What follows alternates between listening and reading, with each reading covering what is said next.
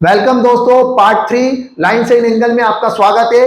आज हम सीखने वाले लीनियर पेयर। मैंने इसको पार्ट 3 में स्पेशली इसलिए लिया है क्योंकि लीनियर पेयर का मतलब, लीनियर पेयर एक बहुत इंपॉर्टेंट अपना एंगल होता है। ध्यान से सुनिएगा, लीनियर पेयर का टोटल जो होता है वो 180 डिग्री होता है। क्या होता है? 180 डिग्री। मैं आपको इसको अच्छे से समझा दूं कि लीनियर पेयर का मतलब क्या हो जाता है।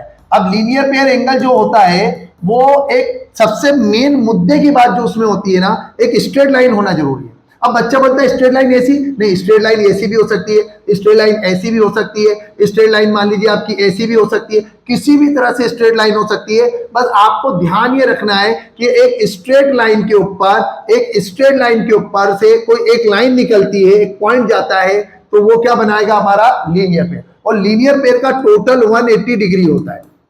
इसे एंगल 1 नाम दे दो, इसको एंगल 2 नाम दे दो, इन दोनों का टोटल लगा दो तो क्या बन जाएगा बेटा? ये लीनियर पेयर। और लीनियर पेयर का टोटल कितना डिग्री रहेगा?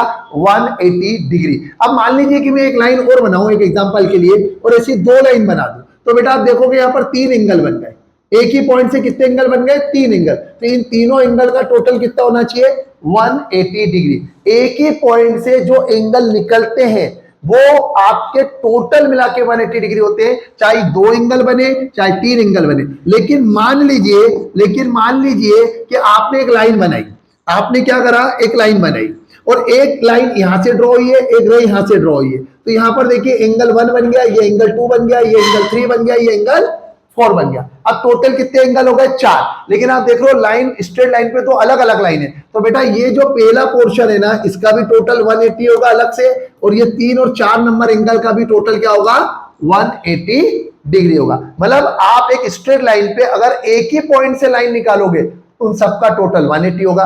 लेकिन एक स्ट्रेट लाइन पे दो लाइन अलग अलग होगी तो उस एक ये जो अलग एक कॉलम बना उसका टोटल 180 अलग होगा, और एक जो अलग एंगल बने उनका टोटल 180 अलग होगा। उम्मीद करता हूं आपको लीनियर पेयर समझ में आ गया होगा।